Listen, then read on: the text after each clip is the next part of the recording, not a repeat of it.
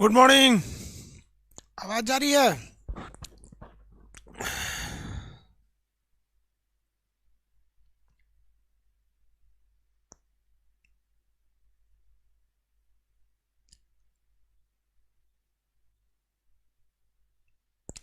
सब लोग को गुड मॉर्निंग। सब लोग खुश रहिए। चलिए आगे अब स्टार्ट करते हैं।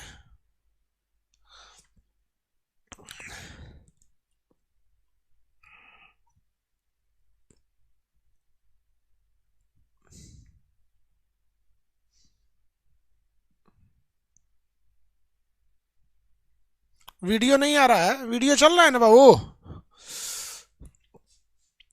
अरे भैया वीडियो आ रहा होगा। मार्कर कहाँ गया मेरा? वीडियो आ रहा है ना?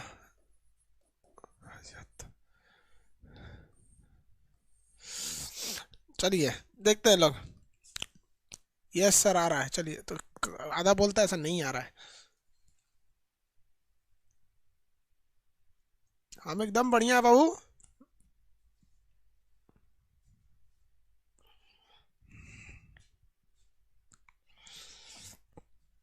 स्टार्ट करें पंचायत।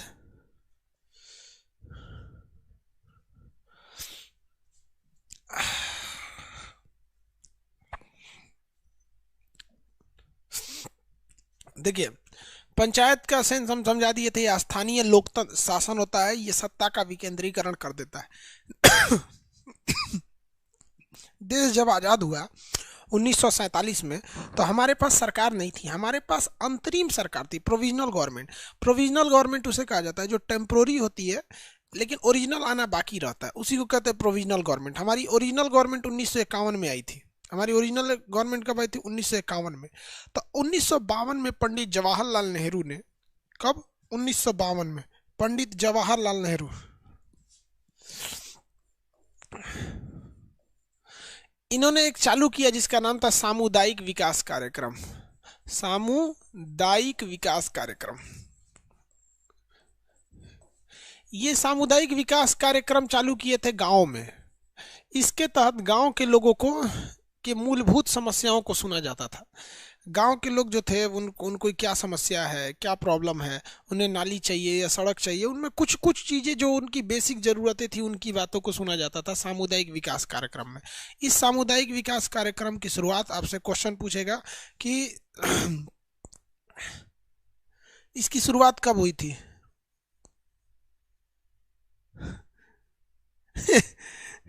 नीतीश कुमार का आंसर जी, को पैर ऊपर कर दीजिए, प्रणाम करेंगे।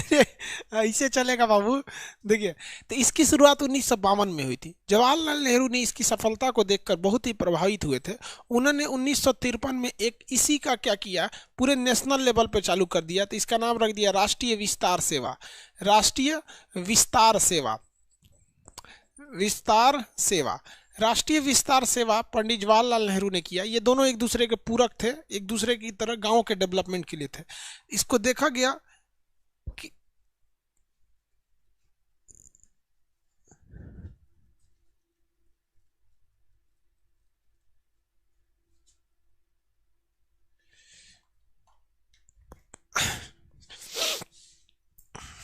देखिए, इसको देखा गया कि दोनों में डेवलपमेंट कैसा है, तो डेवलपमेंट अच्छा था। तो इसकी जांच के लिए 5 साल का वेट किया गया। तो ये दोनों एक्चुअली में एक दूसरे के पूरक थे। तो ओरिजिनली तो 1952 में था, तो 1952 से 5 साल करिएगा तो 1957 होगा। इस समय जवाहरलाल नेहरू ने एक कमेटी बनाई, एक बहुत ही बड़े अर्थशास्त्री के नेतृत्व में, जिनका नाम था बलवंत राय मेहता।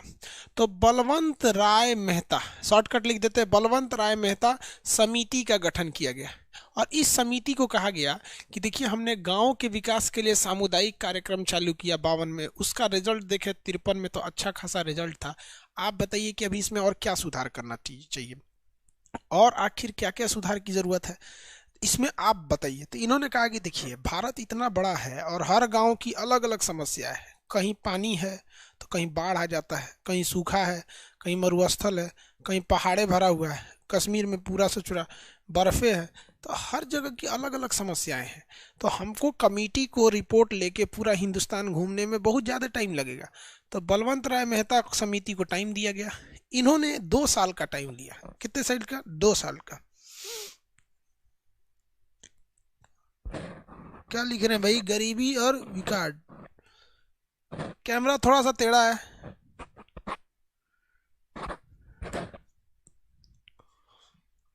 अरे यार, आप लोग ऐसा ऐसा कमेंट करते हो कि हमको लगता है कोई क्वेश्चन पूछ रहे हैं। उधर घुमा देते हैं कमेंट को।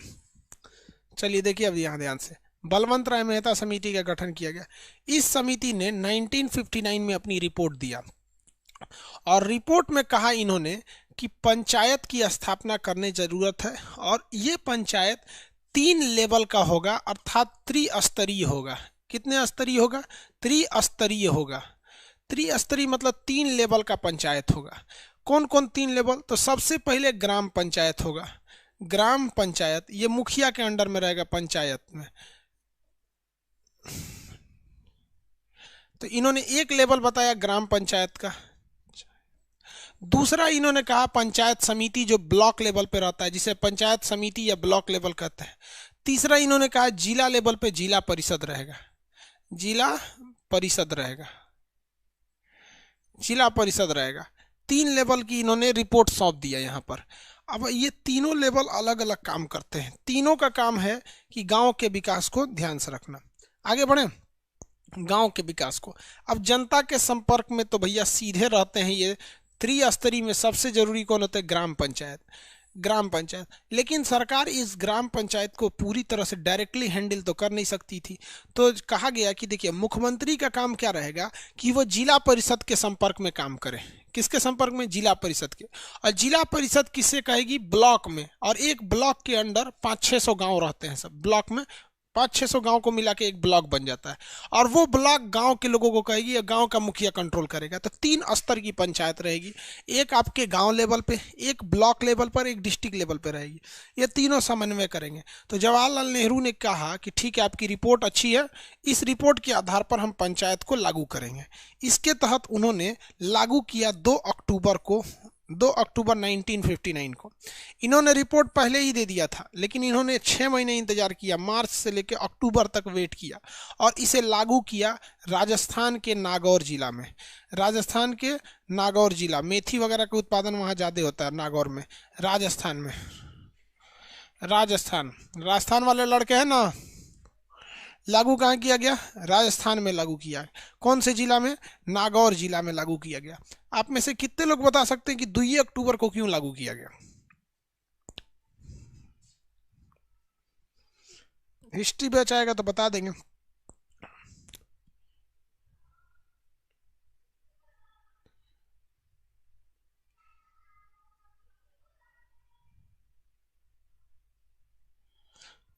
गांधी जी की जयंती था। Very good. गांधी जी की क्या थी? उस दिन जयंती थी, और गांधी जी ग्राम पंचायत के फेवर में थे। लेकिन वह कौन सा व्यक्ति था जो ग्राम पंचायत के विरोध में था? हम्म, भीमराव अंबेडकर। भीमराव अंबेडकर जी का कहना था कि ग्राम पंचायत एक लूट का अड्डा है, इससे ज़्यादा कुछ नहीं। मतलब वहाँ लोग आएंगे, लूटेंगे, यही सब काम करेंगे। तो इन्होंने ग्राम पंचायत को लूट का अड्डा बताया था, डॉक्टर भीमराव अंबेडकर जी ने। ठीक है, आगे देखा जाए। अब इन दोनों में विवाद हो गया, तो ये लागू कर दिया गया। लेकिन आप बताइए, जब तक आप इसे संविधान में नहीं कीजिएगा, हर राज्य कंपलसरी तो मानेगा ही नहीं, इसको हर एक राज्य थोड़ी ना मानेगा। ध्यान से समझते चलिए। तो इसको लागू करने के लिए कंपलसरी नहीं था, जबकि जो संविधान वाले दे के गए थे वो नीति निर्देशक तत्व में गए थे। नीति निर्देशक तत्व के किस अनुच्छेद में, आप बताइए तो। पंचायत की चर्चा नीति निर्देशक तत्व के किस अनुच्छेद के तहत है? आर्टिकल बताइए। 40। रजनीश साहू जी 40 मध्य प्रदेश के हैं क्या साहू जी? हमारे एक दो दोस्त थे सब मध्य प्रदेश के, रीवा के, साहू नाम था, विवेक साहू। तो ये आर्टिकल 40 में था। Very good. तो जब ये आर्टिकल 40 में रहेगा तो आप बताइए भाई, 36 से 51 वाली चीज़ें तो किसी काम की नहीं रहेगी। वो 36 से 51 वाली चीज़ किसी काम की है नहीं है वहाँ पर।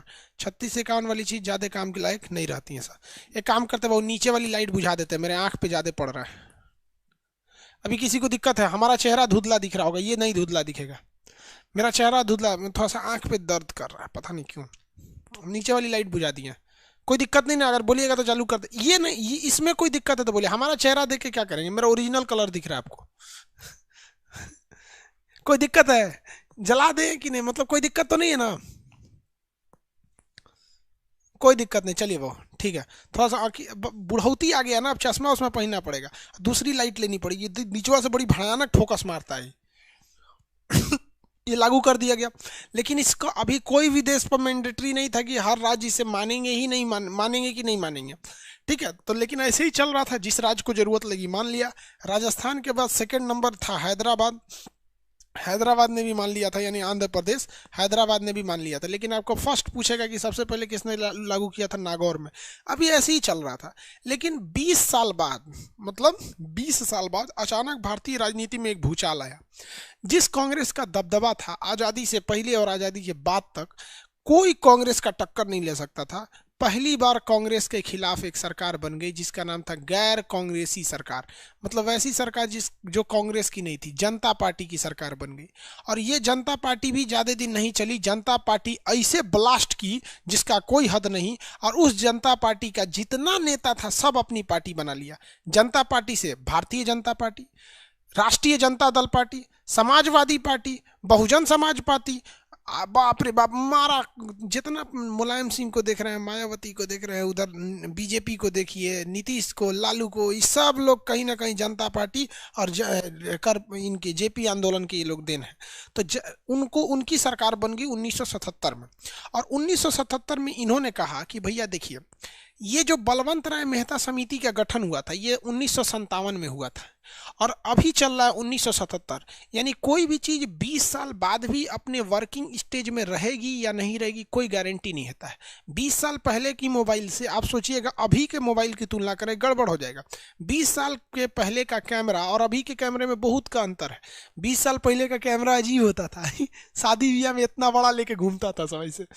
तो उस वक्त के कैमरे में अभी के कैमरे में बहुत का अंतर है। तो इन्होंने कहा कि भैया ये बहुत पुराना चीज़ है, तो इसको हमको सुधार की ज़रूरत है। लेकिन बाबू एक बात बताते हैं, हर चीज़ ऐसा नहीं है कि पुराना नया लाइएगा तो अच्छा ही हो जाएगा।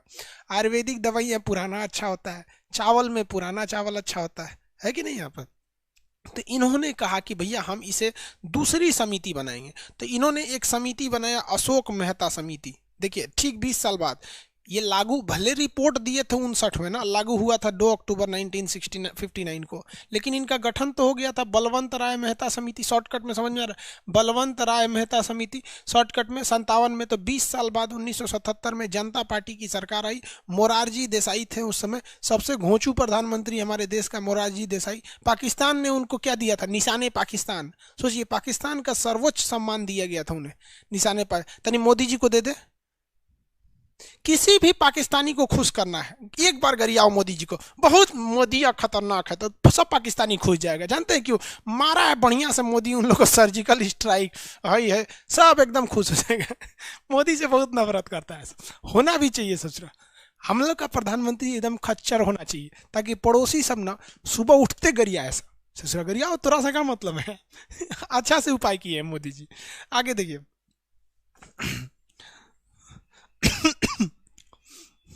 आगे बढ़े तो इन्होंने अशोक मेहता समिति का गठन किया। अशोक मेहता ने कहा कि भैया देखिए, तीन स्तर जो है ये इसको द्विस्तरीय बना दीजिए, त्रिस्तरीय मत बताइए, द्विस्तरीय बना दीजिए, द्विस्तरीय बना दीजिए इसे।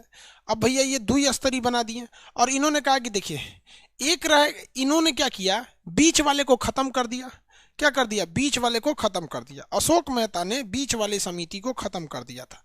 इसको थोड़ा दूसरे कलर से लिख देते हैं, अशोक मेहता वाले को 1977 में लाया गया था। अशोक मेहता समिति, अशोक मेहता समिति ये द्विस्तरीय थे, द्विस्तरीय, द्विस्तरीय थे।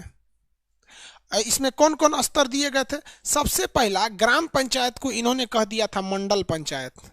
कौन सा पंचायत? मंडल पंचायत। और बीच वाले को तो खत्म ही कर दिया इन्होंने। और जिला पंचायत को इन्होंने कर दिया जिला पंचायत, इसको रहने दिया जिला पंचायत। जिला परिषद इसको ऐसे ही रहने दिया यहाँ पे। कहा कि ब्लॉक की कोई जरूरत नहीं है, जबकि अगर आप देखेंगे ना तो गांव का जितना काम होता है सब ब्लॉक में होता है। गांव के किसी व्यक्ति का नक्शा निकलवाना है, उसका खेत कहाँ से कहाँ है, ब्लॉक में चला जाता है। गांव में कौन सी योजना आई, सब ब्लॉक में चला जाता है। ये ब्लॉके खत्म कर रहे थे। कौन? मोरारजी देसाई। जब तक सरकार बदल गई, वापस आ गई इंदिरा गांधी। वापस कौन आ गई? इंदिरा गांधी। और इंदिरा गांधी ने कहा कि ये अशोक मेहता समिति लागू नहीं रहेगी, बेहतर बलवंत राय मेहता समिति ही थी। हम आपसे पूछते हैं कि कौन सी समिति बेहतर है, अशोक मेहता या बलवंत राय मेहता? अशोक मेहता या बलवंत राय मेहता?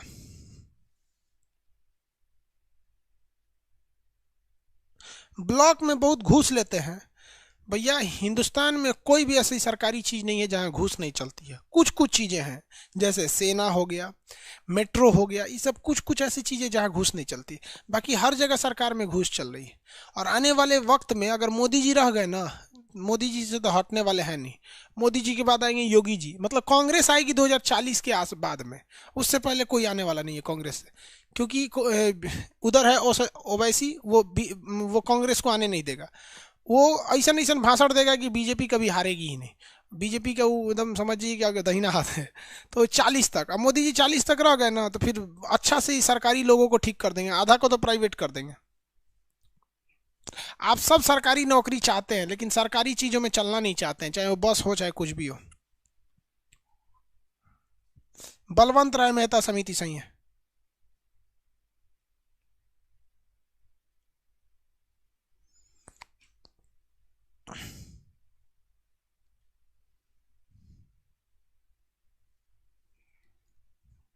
आगे बढ़े। बलवंत राय मेहता समिति सही था, इसलिए अशोक मेहता समिति को क्या कर दिया गया? खत्म कर दिया गया। अशोक मेहता समिति क्या हो गई भैया? खत्म हो गई। क्या अशोक मेहता समिति को लागू किया गया? नहीं लागू किया गया। हालांकि ये लागू था, जैसे रिपोर्ट दिए तब तक सरकार बदल गई, इंदिरा गांधी दोबारा आ गई, उन्होंने कहा बलवंत राय मेहता समिति ही लागू रहेगी। क्वेश्चन ध्यान से समझिए। उन्होंने क्या कहा था? मंडल पंचायत भी एक ही जगह का बात बोला था। कहा था जहां की जनसंख्या कम रहेगी वहां जिला पंचायत भी नहीं रहेगा। याद रखने का तरीका देखिए, बलवंत राय मेहता में कितना अक्षर? 1 2 3, तो कितने स्तरीय? 3 स्तरीय। याद रखने का तरीका, 3 अक्षर तो 3 स्तरीय, 3 लेवल का रहेगा। और इनका नाम देखिए 2 स्तरीय, अशोक मेहता 2 लेटर तो 2 स्तरीय, 2 लेटर तो 2 स्तरीय, 3 लेटर तो 3 स्तरीय, 3 लेटर तो 3 स्तरीय। याद रहेगा, ये क्वेश्चन पूछता है। त्रिस्तरीय पंचायत की सिफारिश किसने किया था? बलवंत राय मेहता ने किया। किसने किया? बलवंत राय मेहता ने किया। हाँ, भारत सबसे ज्यादा भ्रष्ट है, सही बात है, भारत सबसे ज्यादा भ्रष्ट है।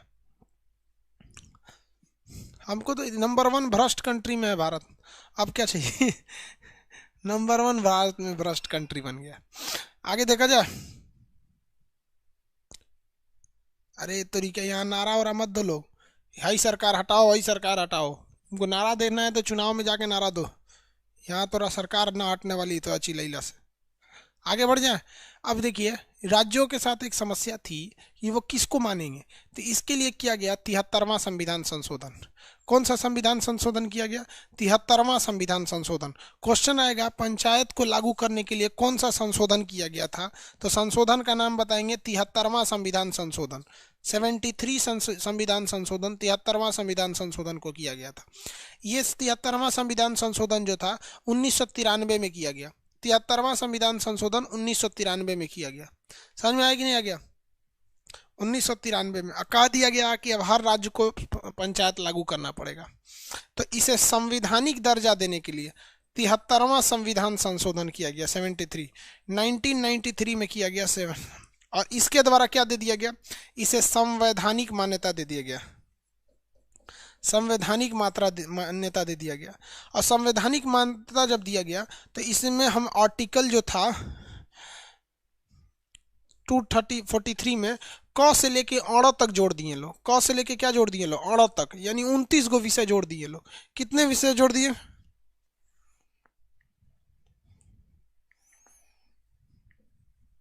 29 विषय जोड़ दिया गया। क्वेश्चन कहेगा कि पंचायतों को संवैधानिक मान्यता किसके द्वारा दिया गया? 73वां संविधान संशोधन द्वारा जोड़ा गया। 73वां संविधान संशोधन कब था? 73वां संविधान संशोधन कब था? तो 1993 में। कब जोड़ा गया? 1993 में। कितने विषय जोड़ दिए गए? 29 विषय जोड़ दिए गए। क से 243 का क से लेकर अड़ तक जोड़ा गया था। टोटल उसमें 29 प्रावधान थे। अभी बताइए पंचायतों में कितने प्रावधान जोड़े गए हैं? 29 प्रावधान जोड़े गए हैं। कितने प्रावधान? 29 प्रावधान जोड़े गए। आगे बढ़े, कितने प्रावधान जोड़ दिए गए? 29 प्रावधान। आगे बढ़े, 29 सब्जेक्ट जोड़ दिए गए पंचायत में। तो आपसे 3-4 क्वेश्चन पूछता है, कहेगा पंचायतों को संवैधानिक दर्जा किसके द्वारा मिला? तो संवैधानिक दर्जा बलवंत राय मेहता द्वारा नहीं मिला, और ना ही अशोक मेहता द्वारा। अशोक मेहता तो फेंका ही गए, उनका तो लागू भी नहीं हुआ। तो बलवंत राय मेहता ने पंचायत को लिए बनाने के लिए क्या था? इनकी रिपोर्ट को संवैधानिक मान्यता देने के लिए 73वां संविधान संशोधन किया गया 1993 में। और आर्टिकल 243 में जहां संविधान था वहां पे क से लेकर अड़ तक जोड़ा गया। टोटल 29 प्रावधान किए गए। कितने प्रावधान किए गए? 29 प्रावधान किए गए थे। और इसमें प्रावधान के तहत जो था भारत में हर राज्य में पंचायत को लागू कर दिया गया। आप में से कितने लोग बता सकते हैं कि भारत का ऐसा कौन सा राज्य है जहां पंचायत लागू नहीं है? भारत में अभी पंचायत 27 राज्यों में लागू है, हर जगह लागू है। वो कौन सा ऐसा जगह है जहां ग्राम पंचायत लागू नहीं है? आंसर देंगे।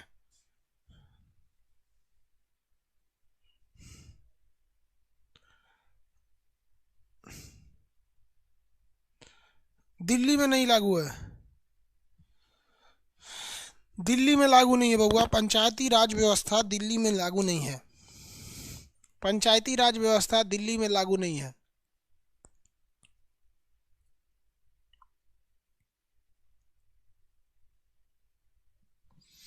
पंचायती राज व्यवस्था दिल्ली में लागू नहीं है। क्यों दिल्ली में लागू नहीं है? दिल्ली में गांव है? दिल्ली में पूरा एरिया में शहर है, कहीं गांव आपको दिल्ली में नहीं मिलेगा। तो दिल्ली में इसीलिए लागू नहीं है क्योंकि दिल्ली में पंचायत की ज़रूरत ही नहीं है। तो ये पंचायती राज दिल्ली में लागू नहीं है। अब इसका एक ट्रिक याद रखिएगा। बीए पास, आप सब लोग पास हैं? बीए पास 73 में। 1973 में कौन कौन बीए पास कर गया था? भाई पिताजी पास किए होंगे, आप लोग में से कोई थोड़ी होगा। बी से बताइएगा क्या हो जाएगा? बलवंत राय मेहता समिति। ए से क्या होगा? अशोक मेहता समिति। पी से क्या होगा? पीवी के राव समिति। पीवी के राव समिति। एस से क्या होगा? सिंधवी समिति। सिंधवी समिति। और 73 से क्या हो गया? 73वां संविधान संशोधन। इन सबका संबंध पंचायत से, इन सबका संबंध पंचायत से। बीए पास 73 में, बीए पास 73 में, बीएससी किए हैं। देखिए आप बीए पास है या बीएससी पास है इससे कोई मतलब नहीं बनता। अगर आप कंपटीशन की दुनिया में है तो आपको चुपचाप ग्रेजुएट कहा जाएगा। समझा गया? क्या कहा जाएगा, चुपचाप ग्रेजुएट कहा जाएगा। हालांकि इंटर के बाद बीए करने का महत्व उतना ही है जितना मरने के बाद 13 ही करने का। आगे देखें, बल पंचायत से संबंधित समितियों के नाम याद रहेंगे आपको शॉर्टकट में। बीए पास 73 में, शॉर्टकट में क्या कहा जाता है, बीए पास 73 में, बीए पास 73 में 4 बार बोलेंगे याद हो जाएगा। आगे बढ़े,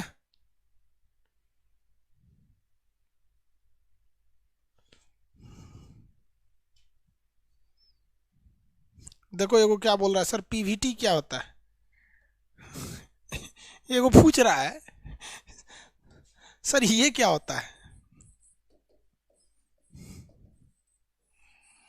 किसी किसी कंपनी के आगे लिखा रहता है ना प्राइवेट लिमिटेड, दो लोगों के मालिक की कंपनी। जब कोई कंपनी दो प्राइवेट चीज, दो पार्टनर के बीच में चलती है तो उसे पीवीटी एलटीडी लिखते हैं, और जो सिंगल मालिक रहता है उसे प्रोपराइटर कहते हैं, प्रोपराइटर कहते हैं। जहां सिंगल मालिक रहता है उसे प्रोपराइटर कहते हैं, और जहां दो लोग मालिक रहते हैं उसे प्राइवेट लिमिटेड कहते हैं। उसे क्या कहते हैं, प्राइवेट लिमिटेड कहते हैं। अरे लोकपाल क्या होता है आगे बताएंगे ना रे। बीए पास 73 में याद हो गया, ये ट्रिक हो गया। अब हम लोग समझते हैं गांव के बारे में, पंचायत के बारे में। देखिए गांव जो होता है, कोई भी गांव, तो एक मान लीजिए ये गांव है। अब इस गांव में ना क्या किया जाएगा, जनसंख्या के हिसाब से कुछ वार्ड बना दिए जाएंगे। जैसे वार्ड नंबर 1 2 3 4 5 ऐसे क्या बना दिया गया है, वार्ड बना दिया गया है। क्या बना दिया गया है, वार्ड। अब ध्यान दीजिए, गांव में 2 ठो काम होता है। गांव में क्या काम होता है, 2 ठो।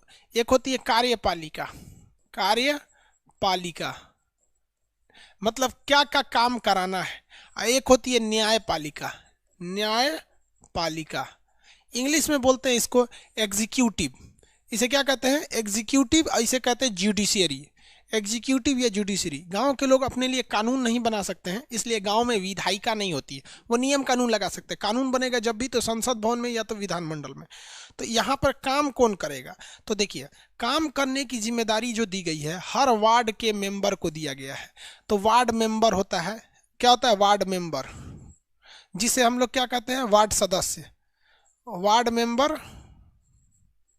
वार्ड सदस्य कहते हैं ना, वार्ड मेंबर। सबके वार्ड में एक एक वार्ड मेंबर होता है वार्ड मेंबर, ठीक है।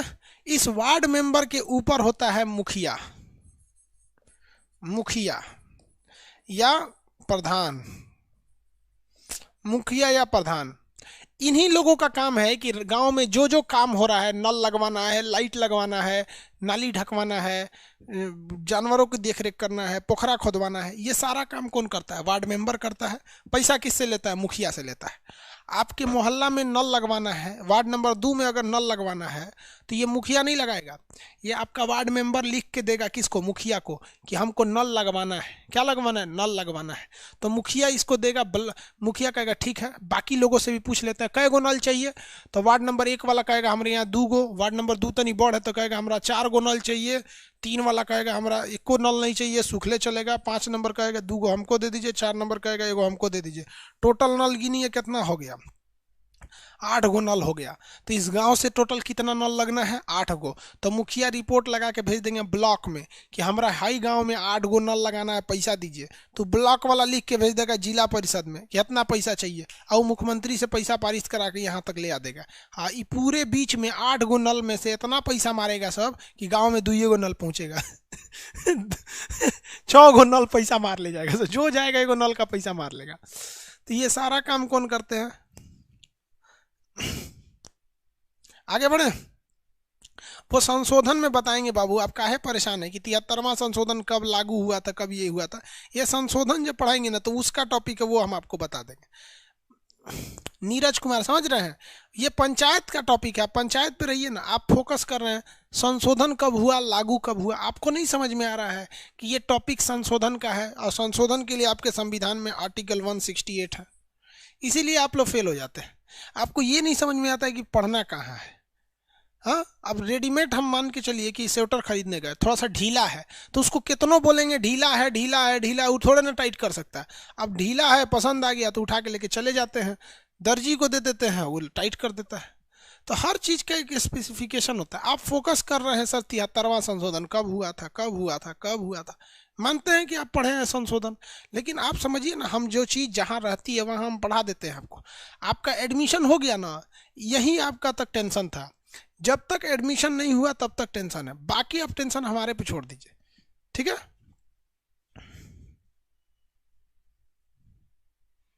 भीमराव अंबेडकर का राय था कि ये पंचायत वाले खूब पैसा लूट लेंगे सब, इसलिए बनाने की जरूरत ही नहीं है। लेकिन महात्मा गांधी का कहना था कि गांव के लोग इतने मतलब कम पढ़े लिखे होते हैं कि वो विधायक और मुखिया, विधायक या फिर बड़े सांसद से बात ही नहीं कर पाएंगे। उनको पंचायत जरूरी है, वार्ड मेंबर उन्हीं के वार्ड का होता है और मुखिया जो होता है उन्हीं के पंचायत एरिया का होता है। लेकिन वार्ड के लिए जरूरी है आप उसी वार्ड के रहने वाले हैं। आप वार्ड नंबर 1 के रहने वाले हैं, वार्ड नंबर 4 से आप चुनाव नहीं लड़ सकते हैं वार्ड मेंबर यानी वार्ड सदस्य का। लेकिन आप इस गांव के कहीं के भी रहने वाले हैं, आप मुखिया या प्रधान का चुनाव लड़ सकते हैं। तो आप उसी एरिया के हैं तो गांव के लोग आराम से बात कर लेते हैं। तो ये तो इनका काम हो गया।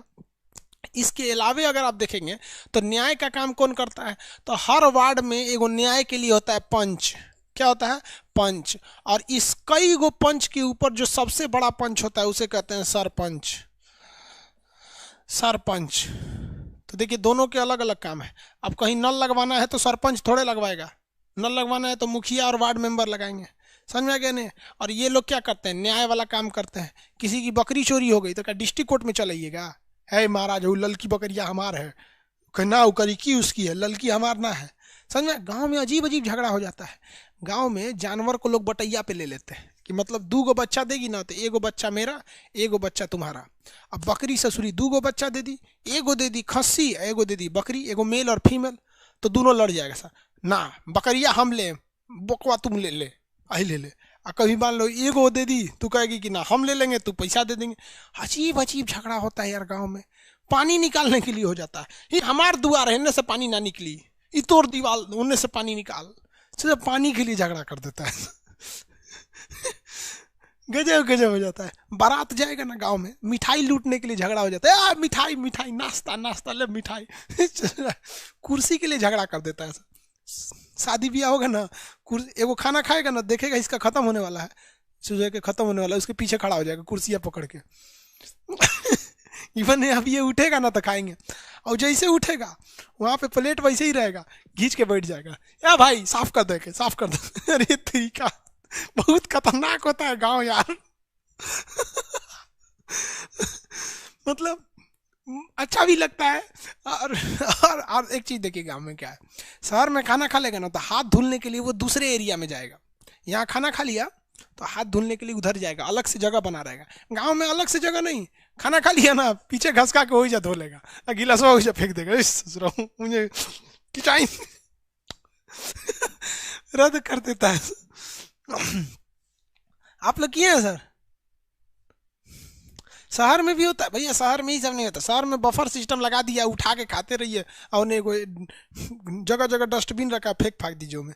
शहर में तो हाथों नहीं धोता है, पोछ के फेंक देता है। समझ में आ गया कि नहीं?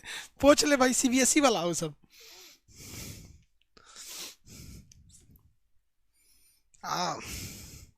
आप लोग को क्या लगता है हम शहर के हैं?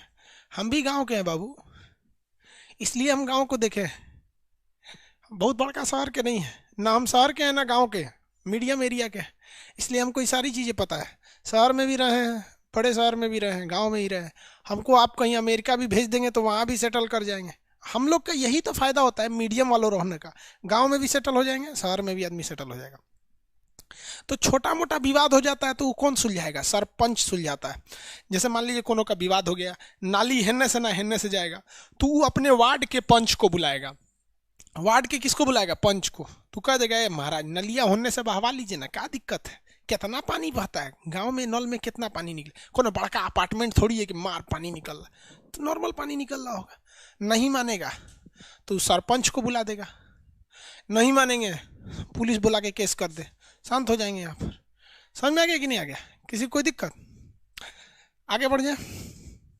पंच सरपंच का मान समझ में आ गया? किसी को कोई दिक्कत? दोनों के काम अलग अलग होते हैं। बिजली का खंभा लगवाना है तो सरपंच थोड़े लगवाएगा, नहीं नहीं लगवाएगा।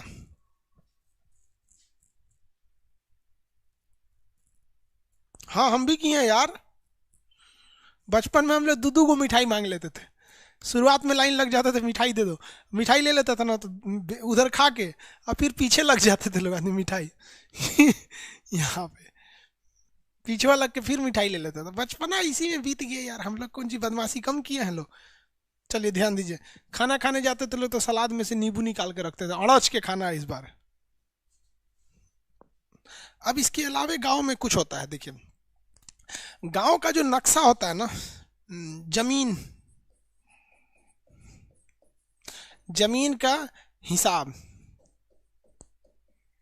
या नक्शा जो होता है, जमीन का मैप, किसका खेत कहाँ है, किसका क्या है, ये कौन करता है? लेखापाल लेखापाल। या एक और होता है कानून गो यूपी में कानून गो भी होते हैं, लेखापाल भी होते हैं। इन लोग के नीचे जो होता है वो होता है आपका अमीन। अमीन नीचे में क्या होता है? अमीन होते हैं सर। देखिए यूपी में क्या होता है कि जो थोड़ा सा बड़ा सा एरिया है वहाँ पे हिसाब किताब रखता है लेखापाल, और जो एकदम छोटा गांव है वहाँ रखता है कानून गो। दोनों का काम एक ही है, किसकी जमीन कहाँ है लेख जोख करता है। इधर कड़ी है यहाँ पे, और एगो फीता रख ले रहता है कड़ी, उससे कड़ी का नाप करने के लिए वो एक अमीन रख ले रहता है। अमीन अमीन क्या करेगा? नापेगा, खेत कितना है तो बोलेगा लेखपाल साहब 4 कड़ी, तो लिख देंगे 4 कड़ी। यानी लेबर वो हो गया, मिस्त्री ये हो गया। ये जमीन को नापेगा फीता लेके, ये डी ग्रेड का कर्मचारी, हाँ सर इतना है इतना है, लिख दीजिए। छोटा सा गांव है तो कानूनगो होता है, ठीक ठाक गांव है तो लेखापाल होता है।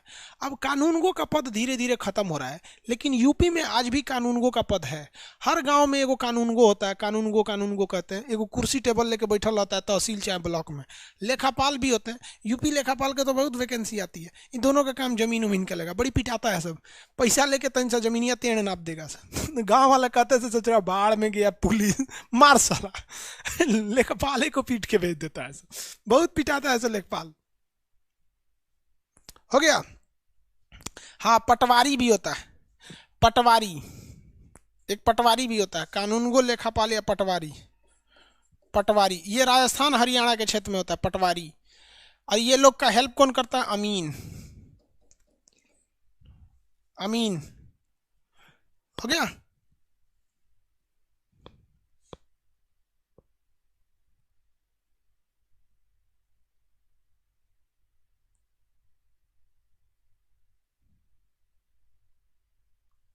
आगे बढ़े।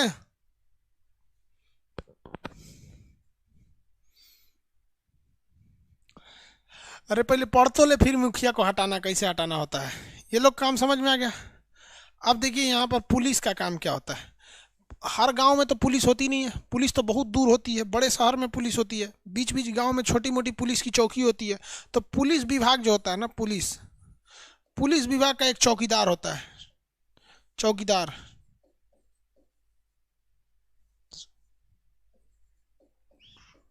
चौकीदार पुलिस विभाग का एक चौकीदार होता है। देखते होंगे गांव में होता है चौकीदार, कुछ होता है तुरंत पुलिस में फोन कर देता है, मुखिया जी है ना, इनकर उनके पतोहिया से चक्कर चल रहा है, मुखिया ठीक नहीं है। मुखिया इधर उधर फंसा लेता है सब, दो तीन को, बहुत खचरा होता है सब। समझा गया। तो ये सारा रिपोर्ट चौकीदार किसको भेज देता है? थाना में भेज देता है, मुखिया ठीक नहीं है, इसका लक्षण हमको ठीक नहीं लग रहा है, तो ऐसे ऐसे भेज देता है। समझा गया कि नहीं आ गया? तो इस यहाँ पे ये क्या होता है? चौकीदार होता है। और हर गांव के बीच में, 8-10 गांव के बीच में एक पुलिस की चौकी बना दी जाती है। पुलिस की क्या बना देती है? चौकी बना दी जाती है। और इस पुलिस चौकी, 8-10 पुलिस चौकी के बीच में एक होता है पुलिस स्टेशन। क्या होता है? Police station. पुलिस स्टेशन समझ में आ गया कि नहीं आ गया? किसी को कोई दिक्कत?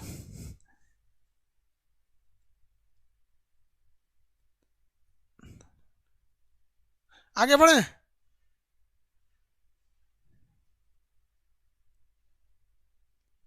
अमीन नाप के चल जाता, हाँ बाबू अमीन नाप के चल जाते हैं सर। अमीन नाप के चल जाएगा, साइन अमीन का नहीं होता है। साइन आपके पटवारी का होगा, कानूनगो या लेखपाल का होता है कि हाँ ये जमीन इतनी है। नापने का काम अमीन करता है। बिहार में तो ये अमीन ज़्यादा होता है, हर राज्य में अलग अलग पावर रहता है। अमीन बिहार में ज़्यादा आता है, राजस्थान हरियाणा में पटवारी ज़्यादा आता है। यूपी में कानून को गांव में जाएगा, थोड़ा सा एरिया शहर टाइप का है तो उसमें लेखपाल जाएगा। देखिए गांव में अगर कोई भी मामला होता है तो सबसे पहला खबर किसको लगता है? चौकीदार को लगता है। चौकीदार अगर कुछ नहीं सॉल्व किया तो अगल बगल में थाने के पास चौकी होती है जहाँ 10-15 पुलिस वाले रहते हैं, ज़्यादा नहीं रहते हैं, तो पुलिस चौकी को इन्वॉल्व करेगा। मामला और बढ़ रहा है तब पुलिस स्टेशन से पुलिस आएगी, कौन चीज हुआ रे यहाँ पे, तो गांव में कुछ मामला हो गया तो सुलझा दिया जाता है। समझ में आ रहा है कि नहीं आ रहा है? तो ये सिस्टम होता है गाँव के अंदर अंदर। तो ये लोग तो भैया इनका चुनाव नहीं होता है, इनका कुछ चुनाव नहीं होता है, इनका चुनाव नहीं होता, बल्कि ये लोग कर्मचारी होते हैं, एग्जाम दे के पास हुए रहते हैं लोग, चाहे वो लेखपाल का हो जाए या किसी चीज का हो जाए। देखो ये भैया पूछ रहे हैं मुखिया और सरपंच में क्या फर्क है। अब कौन ने बताया बबुआ तोरा? अभी आया है क्या? तू सुतल था तब से? मुखिया और सरपंच में क्या अंतर है भैया? वो न्याय के काम में करेगा, ये कार्यपालिका का काम करता है। चकबंदी अलग चीज होती है, आगे बढ़ाना है।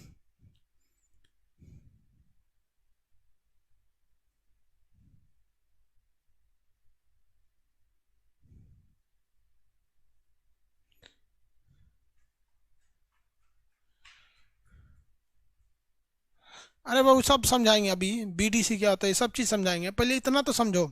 तो ये लोग का क्या होता है ये लोग जो होते हैं ये केवल जमीन उमीन का नाम देखते हैं। इसके अलावे जो होता है एक तो पंचायत सचिव होता है। पंचायत क्या होता है? सचिव होता है, वो आगे उसका काम बताएंगे। अभी यहाँ तक इतना समझिए। ये लोग जो होते हैं ये कैसे आते हैं? एग्जाम दे के आते हैं। ये लोग एग्जाम देकर आते हैं और नौकरी पे अपने बैठ जाते हैं, चौकीदार वगैरह ये सब चीज़। और जबकि वार्ड मेंबर, मुखिया, प्रधान, पंच, मुखिया, सरपंच ये लोग का चुनाव होता है। चुनाव के लिए जरूरी है कि ये अपने ग्राम पंचायत के एरिया के रहने चाहिए और इनका उम्र 21 साल कम से कम होना चाहिए। चुनाव के लिए आयु कितनी होनी चाहिए? 21 साल का कम से कम आयु होना चाहिए, तब जाके आप मुखिया में बनेंगे। आगे का जो क्वेश्चन है वो आगे बताते चलेंगे बाबू, अभी आप लोग आगे आगे पूछेंगे तो कैसे बताएंगे, छोड़ के नहीं ना बताएंगे। तो इनका चुनाव में उम्र कितना होना चाहिए? 21 साल। लेकिन 21 साल का लड़का गांव में मुखिया का चुनाव जीतिए नहीं पाएगा, चाहे वो कितनों पढ़ल लिखल है और अच्छे है कि ना जीते। अगर 21 साल का लड़का मुखिया में चुनाव जीत गया तो गारंटी बताते हैं कि हर वार्ड में वो अपना एक गो ससुराल बना लेगा, कोनो ना कोनो को फंसा लेगा हर वार्ड में। हेमे एकरा फंसा ले, होमे ओकरा फंसा ले, ऐसे फंसा ले। 21 साल का लड़का अगर चुनाव जीत गया मुखिया का तो हर वार्ड में एक गो फंसा फंसा घूमेगा, बहुत खचरा हो जाएगा। समझ में आ रहा है कि नहीं आ रहा है? बताइए 21 साल के लड़का को चुनाव जीतना चाहिए कि नहीं जीतना चाहिए? नहीं जीतना चाहिए। ससुर गांव की जनसंख्या बढ़ा देगा वो। आगे बढ़े। 21 साल वालों को वोट नहीं देता ऐसा।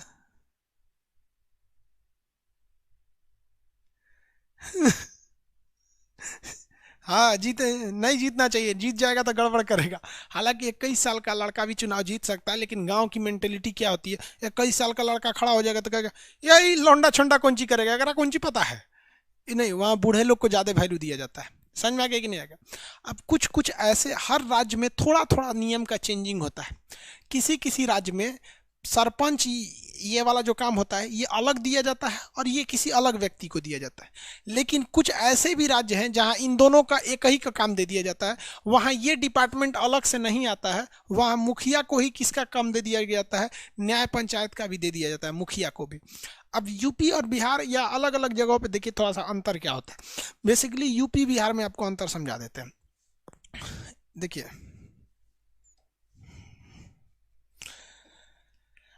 यूपी में क्या अंतर हो, बिहार में क्या है कि ये कोई गांव है, ये दूसरा गांव है, ये तीसरा गांव है, ये चौथा गांव है। ऐसे 4-5 गो गांव मिला दीजिएगा ना तो एक गांव नंबर, ये भी गांव है, ये गांव, 4-5 गांव को मिलाएंगे तो एक ठो मुखिया चुना जाता है। 4-5 गांव को मिला के, किसी किसी में तो 12-12 गो गांव होता है, तो ये गांव को मिला के क्या चुना जाता है? मुखिया चुना जाता है, मुखिया। अब मुखिया भैया किसी एक के गांव का ना निवासी होगा, इसे कहा जाएगा पंचायत क्षेत्र। बिहार में इसे क्या कहा जाता है? पंचायत क्षेत्र। और मुखिया किसी एक गांव का होगा। मान लीजिए इस गांव का रहने वाला है, वो जो चुनाव जीता वो इस गांव का रहने वाला है, तो वो इस गांव का रहने वाला है, लेकिन साथ साथ वो अगल बगल के सारे गांव का विकास पे ध्यान देगा। इस वजह से बिहार में दिक्कत क्या होता है कि जिस गांव का मुखिया रहता है वहीं पे विकास ज्यादा करा देता है, वहीं पे विकास ज्यादा करा देता है, बाकियों को कम करा देता है, बाकी को क्या करता है, कम कराता है। इसलिए यूपी में ऐसी व्यवस्था नहीं है। यूपी में कहा गया है कि जितना गांव रहेगा उतना मुखिया रहेगा, प्रधान रहेगा। यूपी में प्रधान नहीं हो, मुखिया नहीं होता है, हर गांव का एक ठो प्रधान होता है। यहाँ भी प्रधान, यहाँ भी प्रधान, यहाँ भी प्रधान, हर गांव में क्या होता है, प्रधान होता है। तो यहाँ पर यूपी में बिहार की तुलना में पक्षपात कम होता है, लेकिन यहाँ भी होता है। यहाँ क्या करता है, प्रधान जो है, इस गांव में वार्ड है, वार्ड को गांव में लोग टोला बोलते हैं, तो उससे सूरा जिस टोला का रहेगा ना, उस टोला में ज्यादा नल लगवा देगा, ज्यादा बिजली का खंभा लगा देगा। तो कोई बात नहीं भैया, अपने टोला में करवाएगा तो उसी गांव का ना विकास होगा। लेकिन बिहार में सोच रहा वो अपने गांव में सब लेके चल जाता है। तो हर राज्य में थोड़ी थोड़ी चीजें अलग अलग होती हैं, लेकिन बेसिक कंसेप्ट ऐसा होता है, हर राज्य में थोड़ा थोड़ा क्या होता है, अलग अलग हो जाता है। नहीं, दूसरे पंचायत में क्या जाके चुनाव लड़िएगा, फिर लोकल कहलाइएगा।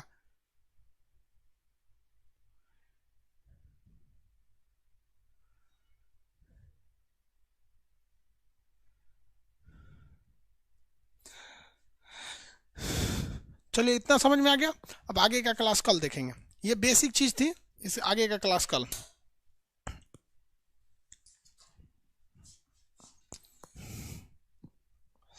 मुखिया की योग्यता 21 साल उम्र, काम खत्म।